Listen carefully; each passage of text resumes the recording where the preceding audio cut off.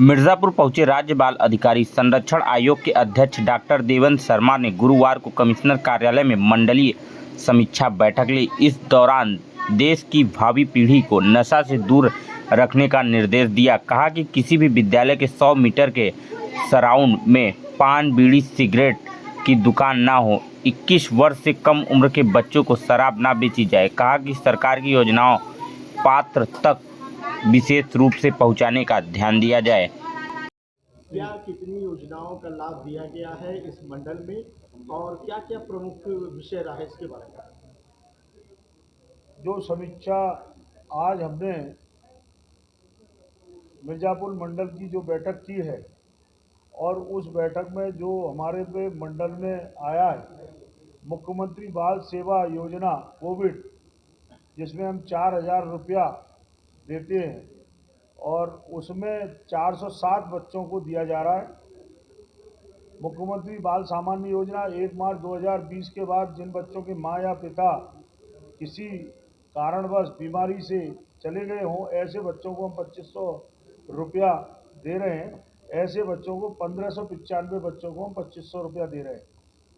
Sponsorship योजना हमने कहा था भिक्षा से शिक्षा की ओर, यानी जो बच्चे भिक्षावृत्ति में रेस्क्यू होते हैं उन बच्चों को और जो बाल श्रम में रेस्क्यू होते हैं ऐसे बच्चों को स्पॉन्सरशिप योजना से जोड़ा गया है।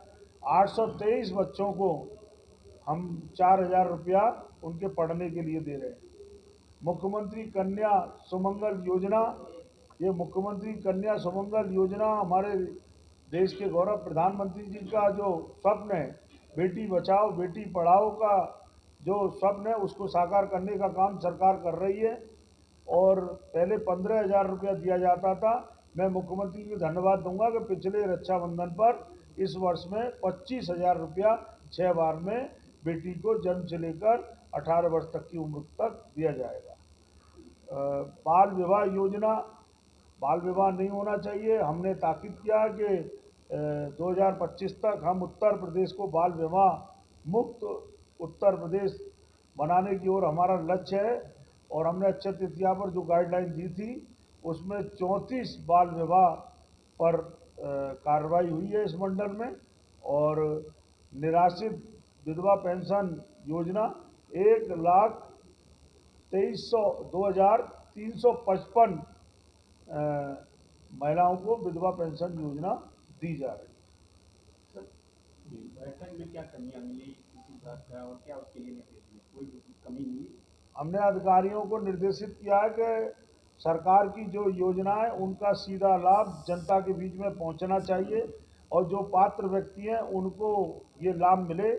और दूसरा, आरटी के तहत हमने संज्ञान लिया है, क्योंकि हमने ये कहा कि यहाँ पर अभी ऐसे भी विद्यालय हैं जो जिनका पोर्टल पर नहीं है और ऐसे विद्यालयों के लिए निर्देशित किया है कि जिनका यूडास नंबर है पोर्टल पर नहीं है, ऐसे विद्यालयों के खिलाफ कड़ी कार्रवाई होनी चाहिए, क्योंकि गरीब बच्चों को एडमिशन उनको देना चाहिए और उनको पोर्टल पर अपना प्रस्तुत करना चाहिए और यूडास नंबर के साथ विद्यालय को, ऐसे विद्यालयों को चिन्हित करके कार्रवाई होगी।